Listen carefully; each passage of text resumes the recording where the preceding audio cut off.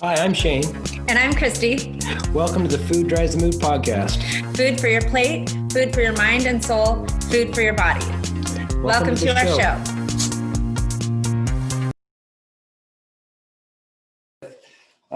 Elias Sandoval, the man behind the Iron Roosters. Welcome, welcome.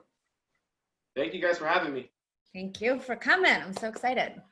So we kind of met quite some time ago with a common interest in T-shirts, actually, and the fact that I work with Elias's mom. And from there, it's been kind of a cool relationship in that we do similar projects and been able to kind of get ideas, bounce ideas back and forth. It's been a pleasure getting to know you. Can you tell the folks out there, our listeners, a little bit about who you are and what the Iron Roosters is? Yeah, for sure. My name is Elias Sandoval, and I was born in Spokane. I bounced back a few places. I've been to Texas. I came here, Othello, and everywhere in between. I've been to like Mattawa. So I grew up in a lot of different areas, but I consider Othello my hometown because I spent here the most time. I started off with the Iron Roosters, and before the Iron Roosters, it was a club called the Iron Vikings because I was attending Big Bend Community College in Moses Lake. So I barely got into lifting, I want to say my senior year in high school. So I barely started, hitting, the whole lifting trend and the powerlifting. And by the time I got to Big Bend, I was, at that gym, the structure's different. There's no one in there. So you're in there all by yourself. So I really wanted to have like a type of a group, a type of team to be there. So after a while, I've been going to the gym, a few times, and I started noticing some people that were there. And I'm like, hey man, let's develop a group. And it was 5 of us. We became the Iron Vikings. And that was a team where we had. So once I graduated Big Bend and I came back to my hometown, I started working out here in Othello at the local gym, and I didn't have my team anymore. So then I wanted to develop another team, but I didn't feel like it was right to continue the name Iron Vikings without the original members. So I adopted the name the Iron Roosters because as I was growing up, I raised roosters my whole life, and I just think they're beautiful birds. I like them. They're cocky, and they're hot and stuff. So it just, for me, it was a perfect match for myself. And then did you was it just another group of guys that you worked out with? That's how the Iron Roosters came to be in Othello? Yeah. So what it was at first, I wanted a team, a really good, solid weightlifting, powerlifting team. I felt like Othello did not have that throughout the high school and even like private personal clubs. I don't feel like Othello, even to this day, doesn't really have like a strong powerlifting team. And that's what I really got into, watching the greats like Arnold Schwarzenegger and the Olympic powerlifters. So during that time, I really wanted some people who had the same common interests. It doesn't necessarily mean they have to be as strong as me or even believe in the same lifting styles as I do. Because I consider myself like the original Olympic powerlifter techniques. That's kind of what I use. And there's a lot more trendier workouts out now in CrossFitting. And it all depends on what you work and what you ultimately want. What works for you necessarily isn't going to work for me. So in order to be in the club, you couldn't buy shirts. Shirts were not able to be bought in. They had to be earned. So little by little, I had 4 base members that I would always see at the gym. I'm like, okay, I show up at 7 o'clock. These guys are here at 7 o'clock. We kind of had the same schedule. So we developed our team together. And I remember more than a few times people wanted to buy the shirts off me, but I told them, hey, you know what? The only way to get these shirts is to earn them. I'm not trying to, sell shirts. But then, one time I was driving my car, I realized my gas tank was on empty, and some people wanted to buy some shirts. So I'm like, you know what? I sell a few shirts. Cool. But that's how I mainly developed it. So did you guys, the ones that worked out, did you have, like, you had a team, did you compete, or was it just like you met and worked out and kind of pushed each other? We met, worked out, and we also had our own personal competitions that we did, like between ourselves. We did go to a few powerlifting meets, but just like anything else, if you don't really have, if your teammates don't really have the same drive as you, it's hard to keep carrying them with you. Because, I mean, it's easy, in the very beginning, people are like, yeah, I'm interested. Okay, you got to meet up at this time. And then little by little, people fall out. I was interchanging my teammates. And that's where I developed more of the Iron Roosters which wasn't only just strict powerlifting. It went more to just being active in general, from skateboarding to paintballing, just to be, then I developed the main idea of, hey, you know what, let's just get out there and just be active, regardless of what you're doing. Because maybe my favorite workout is to pump iron, and maybe your favorite workout is to play basketball. Right. Who workout is, better, both Right. of them are good workouts to be stronger. It all depends on what you like to do. Yeah, it seems like it almost turned into a movement of sorts, because what I see in your social media postings and represented in the people that kind of support your gear and rep your gear, they're super positive, super outgoing. It's more of a sense of community and just kind of an overall positive vibe you're trying to send out. Is that pretty accurate? Oh yeah, definitely. Especially now that I have kids and I want them to have the role models I necessarily didn't have when I was growing up. And just like, perfect example, my son, I was gonna go take him to go watch one of my reps. They were gonna go play basketball during the playoff game. And I told my son, I'm like, hey, let's go watch one of our reps play basketball. Dad, I don't really like basketball. I don't really want to go. I'm like, you know what? Just come with me one game. Just see how it is. Oh, okay. At the end of the day, Dad, I want to buy a basketball. I want to join the team. And it's just different to go out there personally and like see, it happen with the cheerleaders and just like overall support. And that's what I want to teach not only my kids, but a lot of people in the community. Just, hey, you know what? If you want to try something, just at least try it out one time in a sport and see if you like it. If you don't, there's many, many, many sports to choose from. On your social media, like you often have like, it seems like high school kids or really young, early college age kids that become your reps. Like how do they get to do that? How do you decide on who your reps are and what's like your criteria to have that happen? Yeah, so for my reps, when I first started doing my reps, I just wanted people who are active and not necessarily the most popular kids or the most socially accurate, most, I just wanted people out there who just honestly had their head in the game and had their heart ready to go. So I've had different walks of life be the reps. Mm-hmm. Not necessarily just because I have one rep in a certain sport doesn't mean that they're the best at that sport, but maybe I've seen them play live and I feel like they train their hardest. Mm-hmm. So like I had one kid that's real talented, and he's one of my reps now. He wasn't necessarily the fastest on the track, but I seen the way he ran. I seen his work ethic. So I told him, all right, you know what? I just approached him. I'm like, you know what? I'm gonna time you to do your 100-meter dash, and I'll run with you, but I'll time your time to see how fast you do it. So then once he ran it, and I stopped the time, and I was like, okay, you will never run it that slow again. Just keep going from here. And I will set up little goals for him. Hey, you run it, you shave off a few seconds here, I'll buy you some new shoes. You shave off a few seconds here, I'll sponsor one of your trips. I'll give you, your debit card to go eat whatever you want after one of your meets. And just some people who kind of need the extra push, some people who well on their way, and just overall positive role models. I do talk to a lot of the positive people in the community because I do want them on board.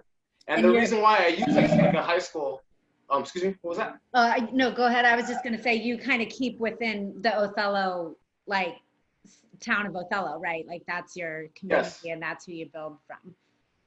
Yes. The main thing I want the hometown. I feel when I first started, I was reaching out to, people in California, people in New York. And then I started realizing if you have your hometown behind you, that's when you're really going to have the most success. So then I started bringing back as much as I can to the community. That's why I have one rep in the junior high, and then he's going to go to the high school. So once he goes to the high school, I'm going to let him hand down, the baton, the rep to find someone within the junior high. We'll bring him in. I'll talk to him, see where the head's in the game. And for all the high school students, junior high students, I'm out there checking out their grades. If they get in a conflict at school, and if they're kind of acting up, I pull them aside and I'm like, hey man, if you want to be an Iron Rooster rep, I need you to shape it up. That's really cool. Sometimes you get a little offended, but if you're gonna wear the gear and be a rep, then I really want the most positive out of you. Yeah, that's super cool.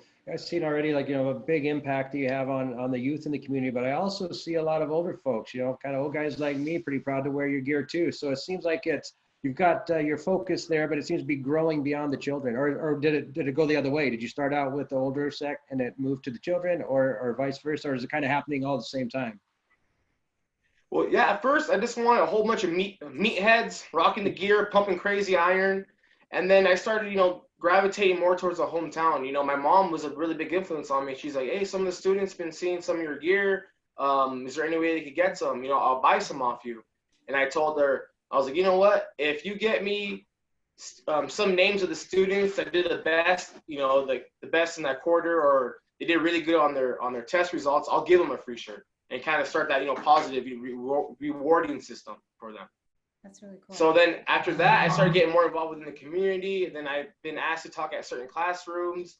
And yeah, so I just go in with the flow where I feel where I can get the most benefit, not necessarily profit, but the most almost like a spiritual benefit. I feel so much better helping these kids out and basically shaping these role models so my kids could see, someone become, popular, someone that, just has that fight in them.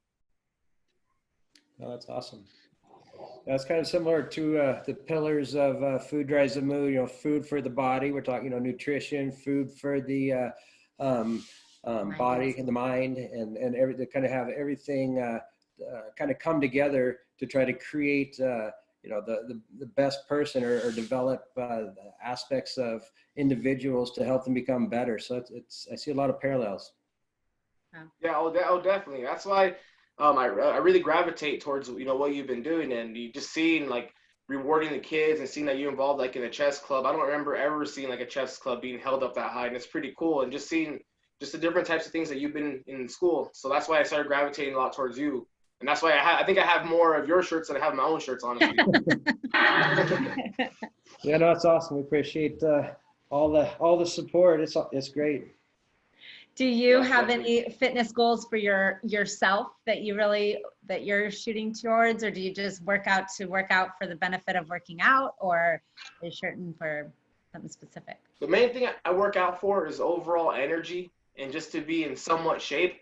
I understand and I do know I eat really, really bad, but I work it off, and the thing is too, I do post on Facebook, me grilling or the super junk food I have and the ketchup and the hot Cheetos. We love ketchup. Yeah. and what I don't really post is the greens I eat, which I feel like I should start posting more because I do eat a lot of greens. I drink 1.5 gallons of water. I'm well hydrated. I do eat a lot of vegetables. And I don't really post. I can't. So some people are telling me, man, from what you're eating, you should be 300, 400 pounds. But at the same time, they don't know I'm burning off an average of 3,000 calories. Right, you're working out a lot. Yeah, no, and that's kind of your stick too. It's fun, and it's funny. It makes people laugh, brightens their day. Does ketchup go on chocolate cake? Come on, that's fun.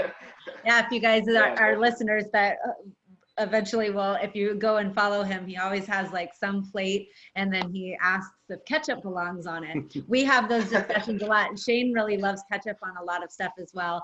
And then, but I'll always say, did you see what he posted today? Can you imagine ketchup on that? And I usually say yes, and of course it goes on ketchup there. Would be great on that. And so, yeah, it's pretty funny. Yeah. I love it. Yeah, no, you're an active guy, a young guy too, but a little advice from someone that's been there. Be careful because at some point your metabolism is not going to work the same.